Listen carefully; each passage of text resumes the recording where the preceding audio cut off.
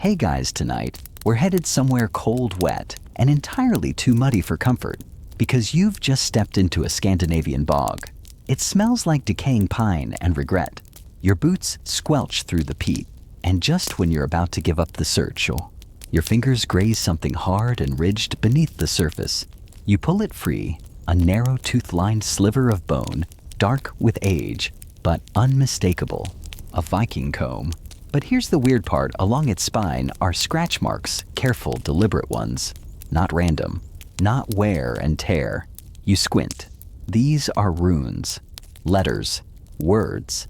A tiny ancient message etched into what's basically a 9th century grooming tool. You probably won't survive this if you're squeamish about dirty fingernails and grim historical truths. But lucky for you, that's part of the fun. So before you get comfortable, take a moment to like the video and subscribe, but only if you genuinely enjoy what I do here. And hey, drop your location and local time in the comments. Let's see how far this comb travels tonight. Now find yourself a cozy seat or a soft bed. Let your mind begin to unwind, and let's ease into tonight's journey together. You stare at the comb in your hand. It's carved from bone, probably cow or deer. The teeth are worn down the middle, cracked slightly, but it's whole. Remarkably so, given it's spent the last 1,000 years getting cozy with bog frogs and rotting moss. And those runes, they aren't just decorative, they form words. Something like, "Kiss me, I bite." Yep, that's an actual historical inscription found on a Viking comb in Denmark. Charming. Historians still argue whether this kind of phrase was flirtation bravado or some untranslatable inside joke. But what's clear is this Viking combs weren't just tools. They were personal, portable, and sometimes poetic. Across Scandinavia and beyond, archaeologists have unearthed hundreds of these objects in burial sites, abandoned longhouses, and you guessed it, bogs. Some are carved with simple names, others with prayers, curses, or short phrases that sound like the kind of thing you'd text at 2 a.m. if texting were a thing back then. You wonder why combs? Why write anything on them at all? Well, that's exactly what we're here to figure out. Imagine being a Viking. You've just gotten off a longship after 3 months of sailing, raiding, and eating hard cheese. Your beard's a bird's nest, and your scalp itches from a helmet that doesn't breathe. What do you reach for? Your comb. It's in your belt pouch, right next to your flint, and maybe some dried fish. And it's more than a grooming device. It's a mark of who you are. A clean man. A warrior with dignity. A potential husband who, unlike your brother Ulf, doesn't smell like fermented walrus. That's right. Vikings were surprisingly into hygiene. Combs were common grave goods found on men and women alike. Some even came with tiny tweezers and ear spoons. Because what's the point of pillaging if you can't do it with clean ears and a tidy beard? And here's where the mystery deepens. Some of these combs have tiny inscriptions that are hard to see, even with magnification. Which begs the question, were they meant for others to read? Or were they private? Let's say you're a young Norse woman, passing a carved comb to someone you're sweet on.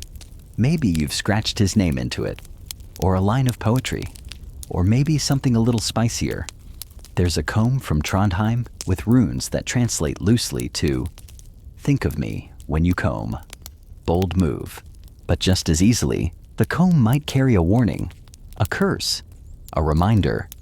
Break this and I break you isn't out of the question. Vikings were superstitious after all, and deeply ritualistic. The bog holds more secrets. The light fades as clouds roll in.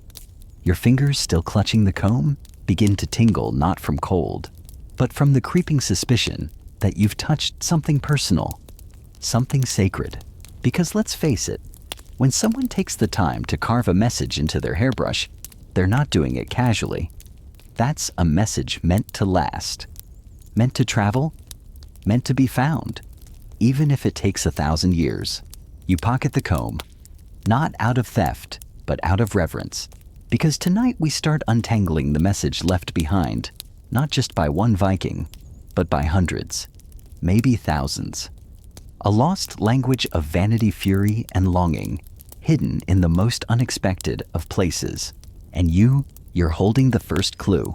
You're still turning the comb over in your hands when a question bubbles up.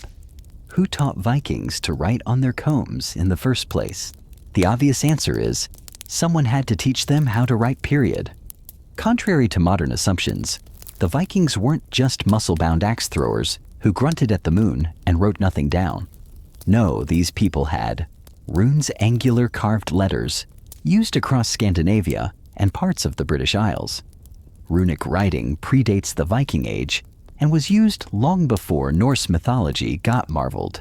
And the thing is, these letters weren't just slapped on rocks and memorial stones. They showed up on the smallest, most intimate objects. Combs, brooches, knife handles, bone gaming pieces. Tiny graffiti centuries old, spelling out everything from prayers to personal jabs. You'd think medieval Scandinavians invented the first pocket-sized tweets, but let's rewind a bit. Runes likely began with the Elder Futhark, the earliest known runic alphabet, with 24 letters that look like the alphabet, and a lightning storm, had a baby. Eventually, as the Viking Age roared into life around the late 700s, a newer system emerged, the Mummy-Younger Futhark, a stripped-down set of just 16 characters.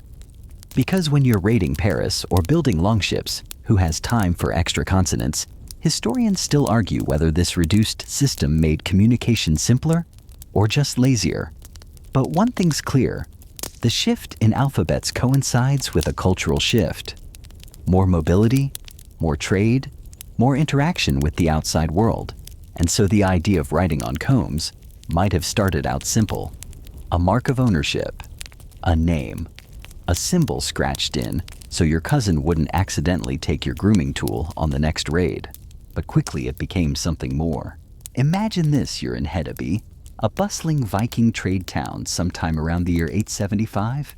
You're walking the muddy street market, sidestepping sheep and pickpockets, and you pass a merchant with a display of polished bone combs. Some are plain, but a few catch your eye, engraved with phrases like, "Remember me always," or "Comb well, live long." You smile, because suddenly this isn't just an object, it's a message, a keepsake, a statement. Quaint maybe, but also kind of revolutionary. The comb becomes a carrier of thought, not just hair. Some archaeologists believe these inscriptions were a form of low-level magical thinking. After all, the Vikings weren't shy about mixing the practical with the spiritual. A well-made comb could be both a daily grooming tool and a talisman, especially when engraved with protective runes, love charms, or poetic musings. And here's the fringe tidbit for tonight. One particularly weird comb unearthed in Sweden bore the runes for what roughly translates to lice killer. No joke. Talk about speaking it into existence. But not all inscriptions were so cheerful. Some combs bore curses, simple, fierce, and kind of passive-aggressive. Phrases like, "Steal this and suffer," or "For my hand only," have shown up in several dig sites. These weren't factory-produced items. These were deeply personal. And apparently, Vikings didn't love sharing. Now picture this moment. You're sitting in your longhouse, the fire crackling, the air thick with smoke, and the scent of stew. You've got your knife and your comb, and you're carving something into the spine. Not for anyone else, just for you. It's slow work, careful, meditative even.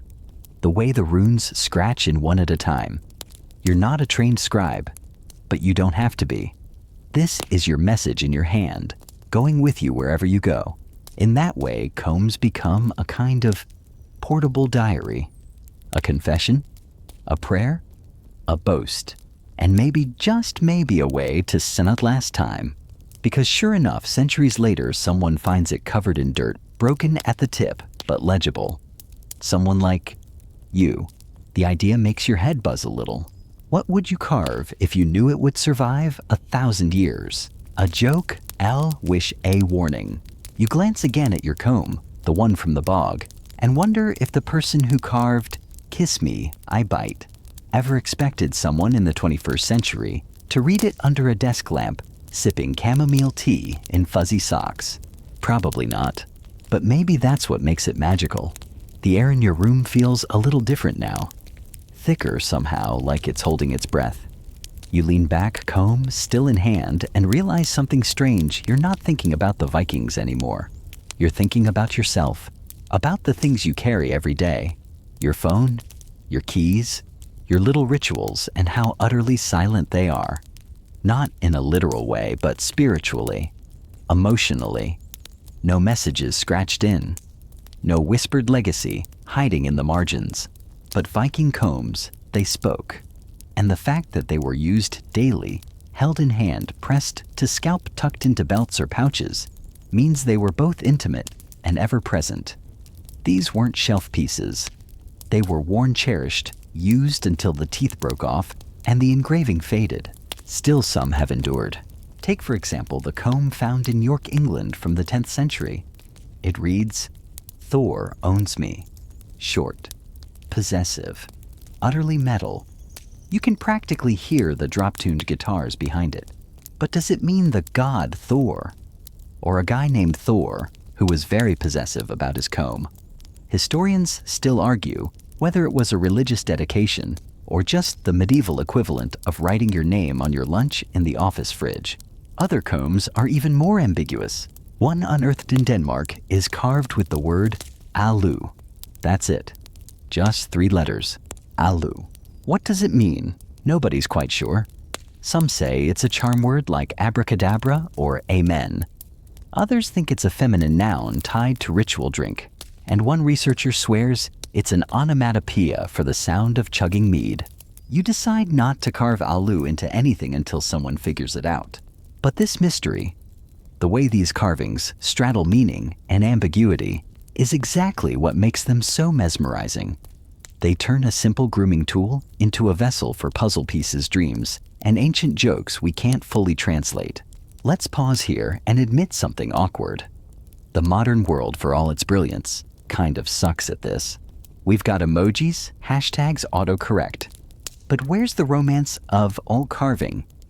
A sentence into something you use every day. Where's the gravity? The commitment. Writing with your thumbs on glass just doesn't feel the same as etching words into bone. And bone is key here because Viking combs weren't plastic. They were crafted from the ribs and femurs of cows, deer, even whales.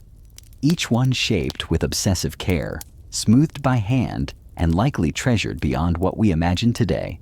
One fringe theory tucked into a forgotten archaeology journal suggests that some combs were made from the bones of ancestors. You heard that right. Hair combed through strands of memory. Now, that's personal hygiene with emotional depth. You shiver a little, then wonder how that would work on a practical level. Would Grandma be flattered? Let's not ask. But think about it: bone from a familiar being, shaped by someone who knew them, engraved with words, meant to last longer than breath. It turns the comb into a kind of ancestral artifact, quietly pulsing with presence. Now imagine this. You're a Viking child, maybe 7 or 8 years old. You receive your first comb. It's a bit large for your hand. One of the teeth is chipped, but scratched into the side are the words, "Be strong, be still." It's from your father, who left to raid Ireland and hasn't returned. Every morning you run it through your hair and whisper the message. Not because the comb needs it, because you do. This wasn't just hair maintenance. It was identity maintenance. Historians still argue whether such inscriptions were truly common or just luxury outliers. Most wooden combs would have rotted long ago, after all. We're left with the strong ones, bone, antler, ivory, and they tell only part of the story. But still, enough remain to feel the pattern. Enough remain to feel seen. You shift your legs under the blanket. There's a warmth curling behind your ribs now. Not from the tea, not from the lamp, but from the idea that something so small could carry so much. And maybe, just maybe, we've lost a little magic by forgetting that. You're still awake, but barely. Your body's sinking deeper into stillness, while your mind drifts further into the fjords. You imagine fingers roughened by rope and salt, carving with a bone awl as the fire flickers low. Outside, wolves howl faintly. Inside, a secret is pressed into the pale side of a comb. Tonight, the whisper carved is not for hygiene.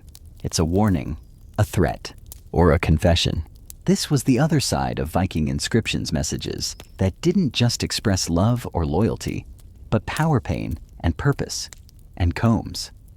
While some of them were edged with ag words that could cut deeper than blades. There's a comb discovered in Lund, Sweden, inscribed with, "I am the comb of the one who bites." Nobody quite knows what that means. Is it a joke? A threat? A coded signature for a particularly fierce warrior with dental issues? Historians still argue whether such phrases were bravado or part of an underground symbolic system, a private language passed between trusted few. But this particular phrase, the one who bites, lingers in your thoughts. Because the Vikings weren't just writing for the living. Sometimes they carved for the dead, or for the gods, or for whatever might be watching from the woods. Let's rewind a bit.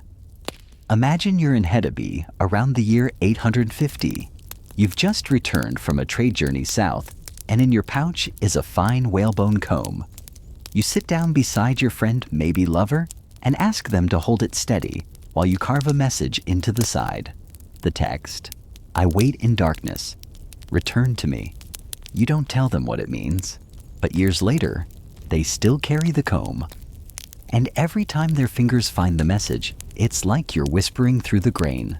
That's how combs worked, like tiny time machines, transmitting emotion without permission. The best ones weren't flashy, they were functional. But when read in the right light, they could shake you. There's a fringe story that never made the big museum tours, one about a carved comb found in the ruins of a Norse longhouse in Greenland.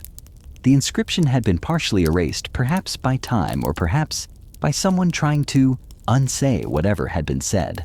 Only 2 words remained, "Not forgiven." You sit up a little. What happened?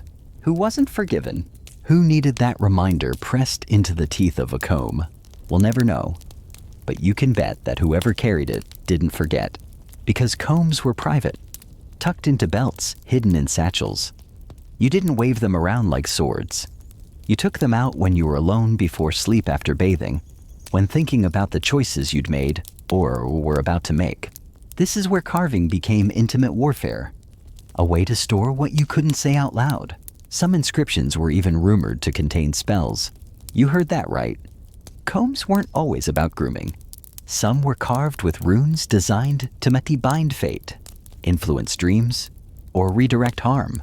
One surviving inscription reads, "Tuhala Tutala," which sounds less like a phrase and more like something you'd chant in your sleep during a fever. Its exact translation is lost, but paired with symbols for protection, it suggests a comb used not just for detangling, but for defense. Imagine brushing your hair with a weapon of intention, like shielding your spirit with every stroke. Practical magic disguised as morning routine. A fringe archaeologist once suggested that some warriors refused to bathe or comb their hair before battle, so they wouldn't break the spell carved into their combs. The messier the hair, the more potent the charm. Does it hold water? Maybe not, but it makes a pretty cool mental image. And let's not forget about flirtation, because some Viking comb inscriptions were downright cheeky. One comb from Ribe is engraved with a line that loosely translates to, "You'll want to use me again." Scandalous, practical, confident. You can picture the grin on the carver's face, probably carved with a wink and a mug of ale nearby. So now imagine this strange intersection. A warrior's kit includes an axe, a dagger, and a bone comb with poetry etched into the side. Somehow that's more powerful than armor, because the words on these combs weren't just written, they were pressed into the object. Permanent, intimate, a part of daily life, and the person using that comb couldn't help but see the message again and again, just like a mantra, or a curse, or a love note written in fire. As you lie there now, eyes heavy, you wonder what you'd carve if you had one chance, just one, to leave a line behind. Something small, portable, indelible, something you might not even understand until years later, something that might just maybe survive. You wake slowly this time, your thoughts still dusted with the scent of pine resin and bone polish. The room is quiet, your breath shallow, but your curiosity reignites like a candle touched to oil. Because now the question burns. Who actually carved these messages? Sure, it's easy to picture a muscle-bound warrior idly etching words between raids, but most experts agree. Comb carving was likely a craft of specialists. Imagine a narrow shop tucked behind a stall in Burka, or a smoky lean-to near a chieftain's hall in Jorvik. Inside, hunched over a table lit by tallow lamp, sits a comb smith, calloused fingers, ash-streaked sleeves, and beside the carving awl, a wax tablet full of scratched-out phrases. Because getting the wording right was no small thing. You weren't just carving tools, you were shaping tokens of memory, grief seduction, or fury. Some combs carried blessings, others layered meanings so subtle it made you wonder if they were speaking to gods or ghosts. And sometimes what was left out mattered even more. Take the example of a comb found in Novgorod in modern-day Russia, then part of the Norse trading route eastward. It bore no name, no rune, no visible language, just a spiral, one continuous line etched into the surface, looping without end. Scholars still argue whether this was decorative or a forgotten dialect of symbolic writing. One theory claims it represents a vow of silence, a comb gifted between two people who knew the truth and needed no words to preserve it. Others say it's a mnemonic device like a portable labyrinth of memory, a Viking version of turning over thoughts with your hands. But here's where it gets even more fascinating. Recent microscopic analysis of certain combs revealed sequential etching patterns, a sort of stroke-by-stroke layering that suggests the carvings may not have been made all at once. In other words, some combs were updated over time. A word added here, a name scraped off there. Suddenly that tool becomes a diary, not for show, not even to read aloud, just for the hands to remember. And there's something achingly modern about that, isn't there? Because you do it too. On the back of notebooks, in the margins of receipts, whispering your thoughts into things that were never meant to speak back. But the Vikings did it in bone. And that's where the story takes a twist. Because combs weren't just made of one material. Sure, whalebone and antler were common, but some elite examples, and these are rare, were crafted from imported ivory. That's right. Elephant ivory likely brought north via Byzantine trade routes. Picture this: a Norse noble in 10th century Dublin holds a comb smoother than any he's ever touched. The weight is strange, the texture almost oily. He doesn't know the word elephant, but he knows this bone comes from somewhere otherworldly. So what does he do? He carves into it. My hands remember. Maybe it's literal. Maybe metaphor. Maybe a way of saying this foreign thing is mine now.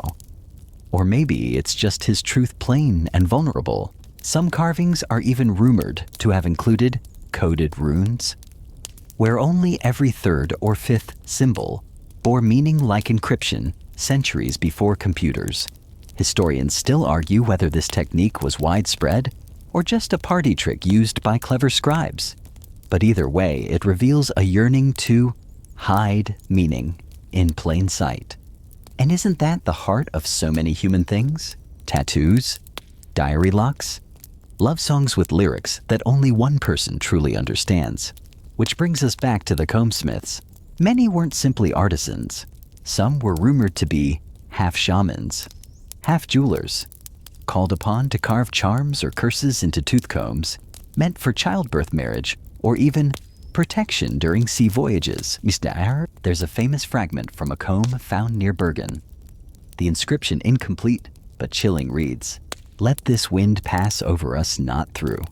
Is it a spell, a plea, a sailor's last request? You may never know, but here's what we do know. Each carving, whether playful or poetic, fierce or forgotten, was made with care. And even when the teeth of a comb wore down, even when the handle cracked or splintered, the message often remained. Because it wasn't about how long the comb lasted.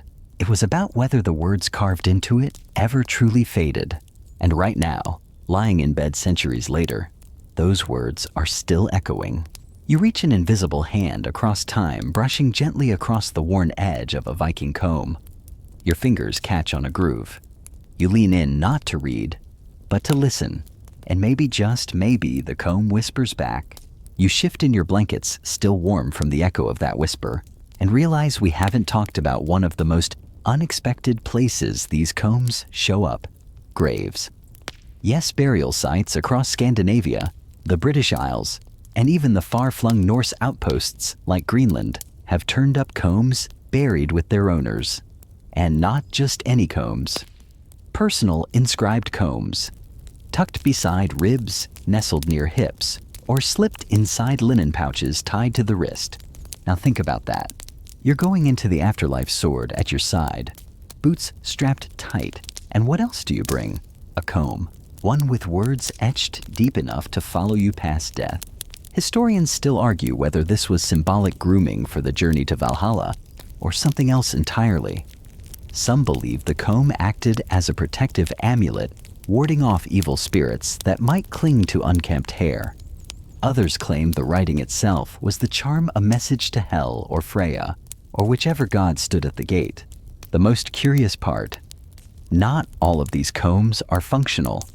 Some have broken teeth. Others are far too delicate to use.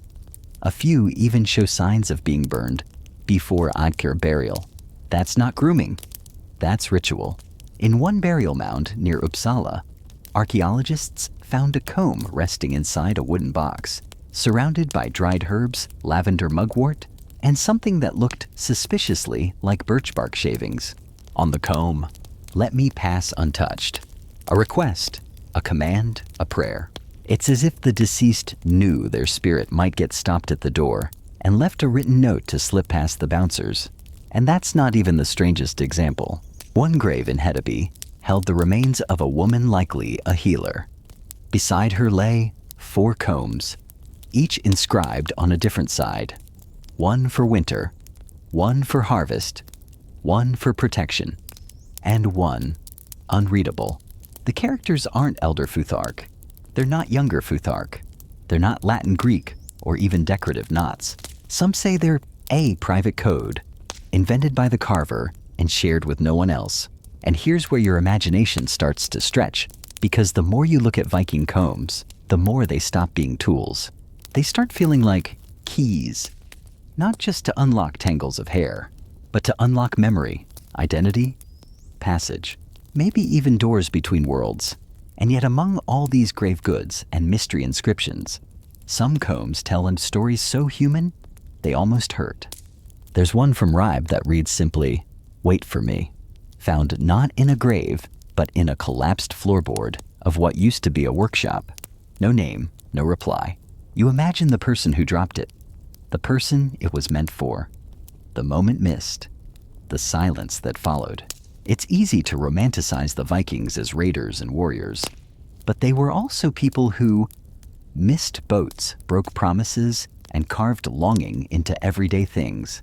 One fringe theory even claims some combs were meant as sound tools, that the ridges of the comb dragged across strings or bark would sing a coded message, like bone phonographs. There's no solid evidence for that. But the idea refuses to die, because it's beautiful, and because we've seen humans do stranger things in the name of connection. Just think of what you carry. The ring from someone you don't talk to anymore, the receipt folded around an old photo, the word always scratched into your desk back in school. Combs were their version of that. And in the Viking Age, where most people didn't write letters and parchment was costly, and ink could freeze solid in winter, you took the tool in your hand, and you made it speak. Sometimes the message was for another, sometimes for the gods, sometimes maybe just for yourself. There's a comb found in the Orkneys, likely Norse but carbon dated strangely. It's older than the structure it was buried beneath, like it was passed down, kept safe maybe for generations. It says, "I remember the fire," just that. Historians don't know if it refers to an actual blaze or something metaphorical. But what hits you isn't the event. It's that someone needed to remember it, and the comb was how. So tonight, as you lie quietly in your own warmth, consider this. If you had to choose one sentence, just one, to carve into a fragment of bone and bury with your hands, what would it say? What would you want remembered? And by who? You're not sure when you stopped thinking of combs as grooming tools and started seeing them as something closer to memory fragments, fossils of feeling, whispers trapped in bone. But now it's too late to go back. Because in this next part of the story, the combs stop being quiet altogether. They get much political. Let's rewind to the 9th century. Viking raids are in full swing. Monasteries burning markets, ransacked kings fuming in their ivory towers.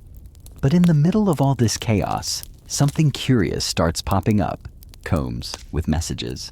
In towns like York, Dublin, Rouen, messages like, "We own the night. Do not follow. The North remembers." Okay, that last one might sound suspiciously like a TV tagline, but the actual Norse inscription was Norder hear die, which loosely translates to "The North hears." And yeah, it hits the same way. So what were these? Historians still argue whether they were gang markers, personal mottos, or even warnings. Some scholars suggest they were carved for intimidation, much like Roman graffiti boasting about legions. One particularly gnarly comb, found in Repton burial site of a mass Viking grave, reads, "Fate honors the brave. Fear burns the weak." Yikes. Now imagine dropping that next to your toothbrush before heading out to pillage a village. Viking vibes were not subtle. But here's where it gets wild. Not all of these were left behind.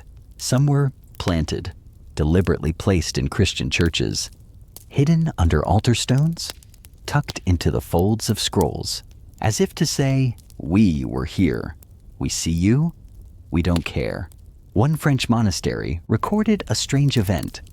A comb intricately carved, left inside the font used for baptisms. The message, "The old gods drink first." Now you're fully in the twilight zone of Viking trolling. But it wasn't just about mockery. Some of these statements were coded propaganda.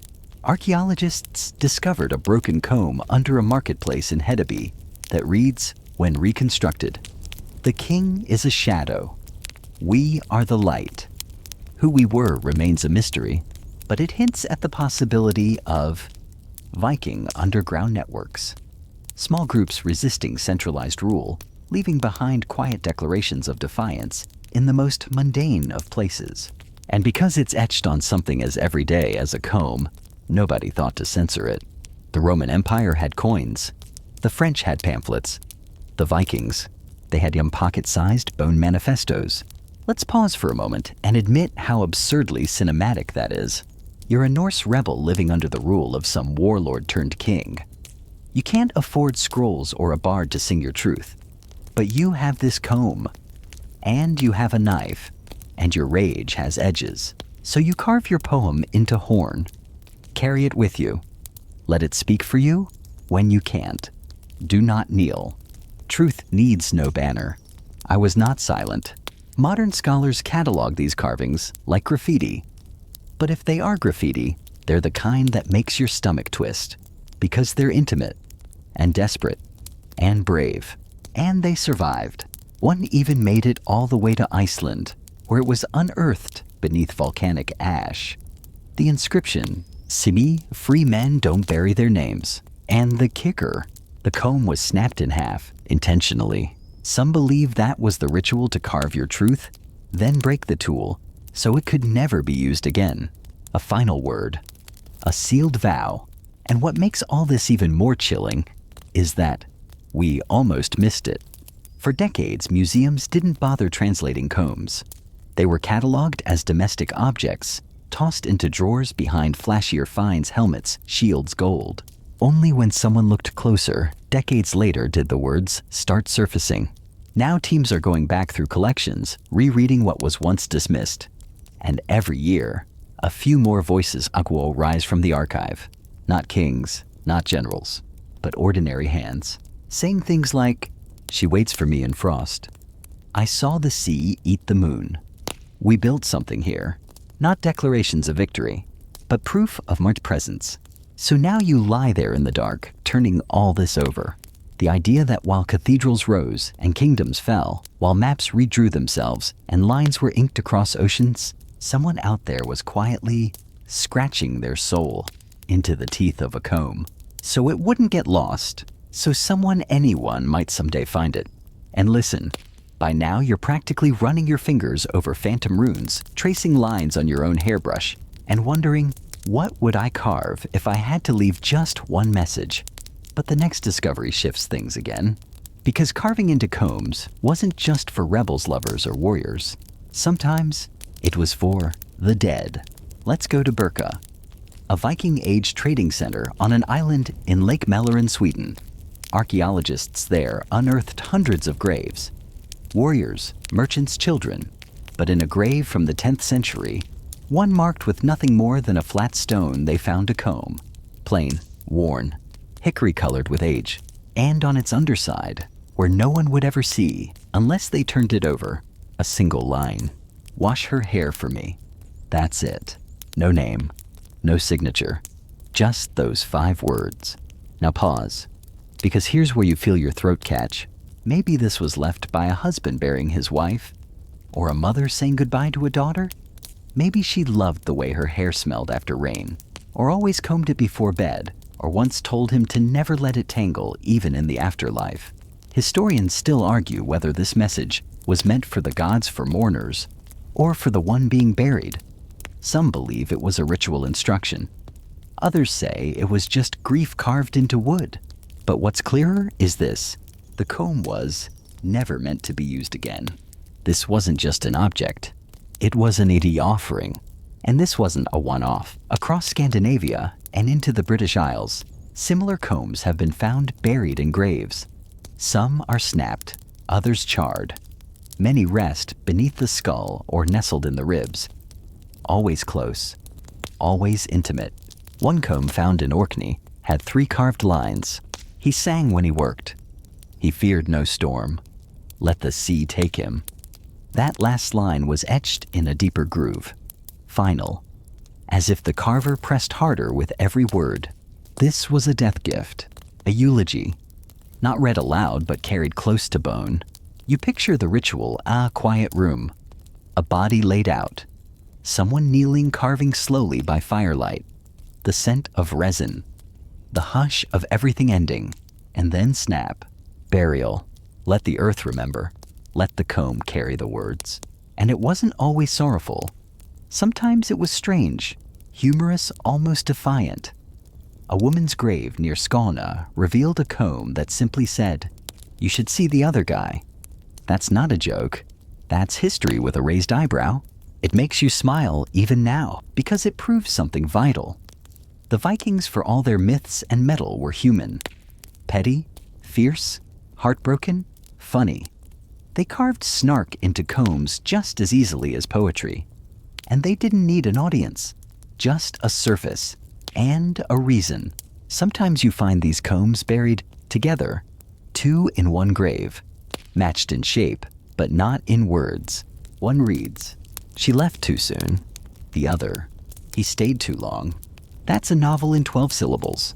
Museums now treat these combs as a new kind of text, not epic sagas, not battle logs, but emotional documents. Artifacts that give voice to those who didn't get to write history, only survive within its shadows. And what you begin to feel here in this quiet moment before sleep is that maybe that's the real story. Not kings, not conquests, but the man who wrote "Remember Me" on something no bigger than a bookmark and buried it with the woman who once brushed his hair. So now the question curls again in your mind. What message would you leave if you had nothing but a comb and time enough to write one line? By now, the world of Viking combs has begun to feel a little less foreign and a little more intimate. You've walked through graveyards of whispered regrets, handled tools of charm and snark, and seen how tiny carvings could carry weight that sagas couldn't. But here's where it gets frustrating, because most of it's still missing, like deeply missing. Across all of Scandinavia, the British Isles and Viking settlements stretching from Kiev to Newfoundland, archaeologists have uncovered thousands of combs, and yet only a tiny fraction carry any markings at all. Of those, even fewer have legible runes. And of those, maybe a dozen say anything emotionally revealing. So you ask the obvious question, where did they all go? The answer, probably the same place most human stories go, into the dirt, the fire, or the mouths of goats. Yes, that last one is sadly supported by archaeological reports. Apparently, goats are equal opportunity destroyers of cultural heritage. But jokes aside, the mystery of the vanishing comb inscriptions haunts researchers because the physical combs are common. Some graves contain 3 or 4. Some houses had entire baskets filled with them, snapped and worn from daily use. Vikings clearly loved their grooming. And yet, the messages, gone. Historians still argue whether this scarcity means that carved combs were rare to begin with, or if most simply decayed, burned, or got mistaken for scrap. One theory suggests that carving was done mostly on ceremonial or high-status combs, which were far less likely to survive the rigors of farm life. Another argues that carvings might have been done in ink or dye that didn't withstand centuries of burial. And here's the kicker. Some believe we have found dozens of carved combs, we just don't see the carvings. They're worn down, faint, scratched shallowly into grainy whalebone or water-warped antler. In some museums, curators have recently started using raking light and digital enhancement to reveal inscriptions hidden beneath surface cracks and dirt layers. And what they found, one comb, labeled unmarked in 1964, was recently reclassified after a barely visible line of runes appeared under spectral analysis. It read, "Hers, not his. Possession a joke, a warning." Nobody knows, but it proves a point. Messages remain. We just haven't figured out how to read them all. Still, for every rediscovered phrase, there are 100 combs with no message at all, just teeth worn down like a quiet voice lost in the crowd. Maybe some were used until they cracked. Maybe others were lost in rivers. Maybe a few were tucked into cloaks and forgotten on voyages west. And then there are the myths. You hear whispers in sagas of magical combs, ones that could summon storms or silence enemies. One Icelandic tale speaks of a silver comb that could pull memory from scalp like lice from linen. Creepy, sure, but metaphorically, kind of beautiful. Another story from eastern Sweden tells of a woman who carved a riddle into her comb and sent it to her lover across the sea. If he answered it correctly, she'd marry him. If not, she'd become a shield maiden instead. His reply never came. She died in battle. The comb was found in her grave, but the riddle had worn away. Whether that's folklore or fact is of course debatable, but the story has power. It gives you pause, because you realize combs weren't just hygiene tools. They were vessels for messages, for identity, for decisions, and sometimes they were deliberately broken. In several Viking Age graves, combs appear snapped in two, often laid beside the body, like a symbol of something ended.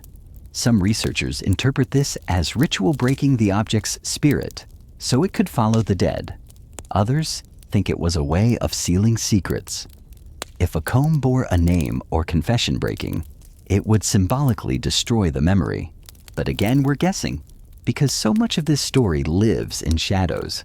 You picture yourself walking through a museum. Row after row of combs, clean and label stamped. Some gleam under the lights.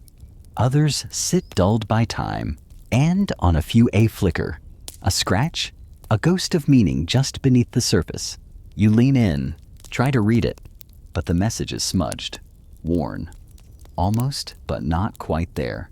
And that's the heart of it, isn't it? The not quite. The almost heard whisper, the edge of understanding. Because history isn't just about what survives, it's about what's missing. The gap between bone and story. between object and meaning, between a comb in your hand and a life once lived. And that realization makes your chest ache just a little, but it also fills you with something else. Wonder.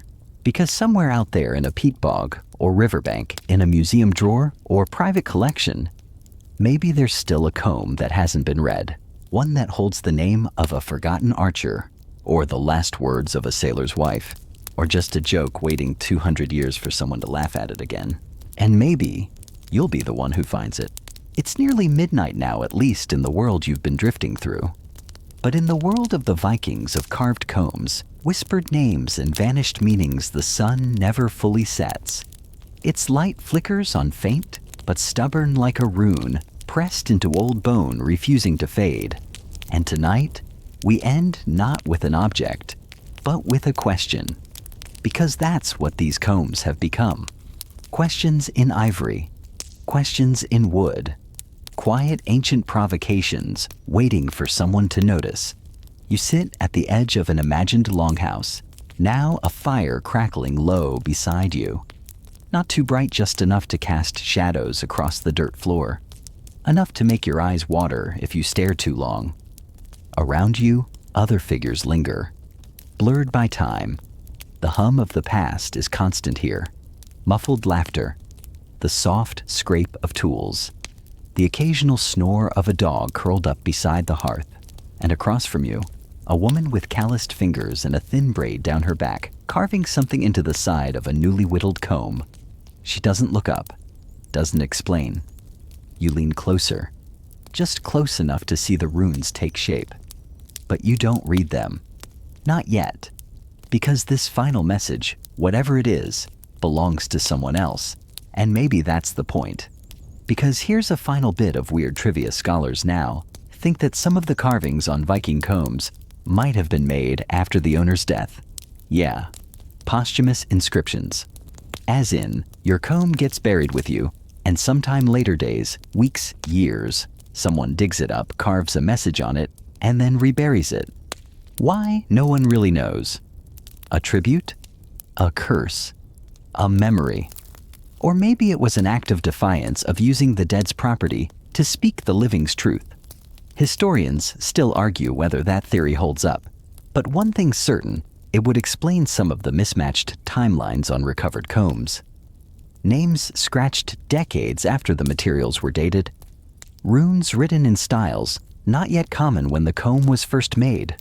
Like a delayed message, like a story that refused to end on time. And that idea, it lingers.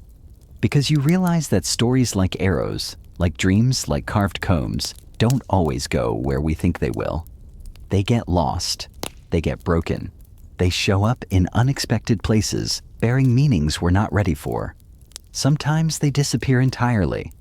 And sometimes they circle back, like that comb found on a fjordside farm in Norway in 1902. Simple, bone, missing a few teeth, and on one side, a line of barely legible runes that translated roughly to "think of me." No name, no date, no location, just those three words. A request echoing across time from a hand now dust to eyes not yet born. Think of me. You smile, because you are. You're thinking of her or him, of them, of all the people who once held these objects, etched their thoughts into them, and tossed them into the great silent sea of history. And tonight, for a brief moment, you've pulled one back, not to solve it, not to explain it, but to sit beside it, to listen, to wonder, to remember. Because maybe in the end, that's the only purpose a message needs. The fire has faded now. The longhouse is quiet. The shadows stretch long across the earthen walls, and outside the stars hang low and gentle like soft breath stitched into the sky.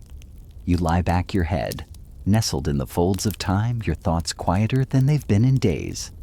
The world of carved combs slips away slowly like a dream you don't want to end. You can almost feel the texture of old bone, the faint grooves of a forgotten word beneath your thumb. You carry it with you now, not to decode, not to display, but just to hold. Like a memory, like a secret that was never yours, but still somehow belongs to you. Breathe in, let it linger, and breathe out. The night carries no answers, only comfort. No proof, only presence. No goal, only the warmth of a story well told and well traveled. You don't need to reach a conclusion. You've already arrived. So sink deeper into your blankets or the quiet place you found and let your shoulders soften. The day is done. The mystery has done its job. The rest is yours. Tomorrow will come. But for now, let this be enough. Thank you for joining us on this journey today. Maybe by now you've already drifted off to sleep, and if so, we hope this story brought you peace of mind and helped you rest a little easier. Deep sleep makes life better, and we're truly happy to be part of that. Until next time, sweet dreams.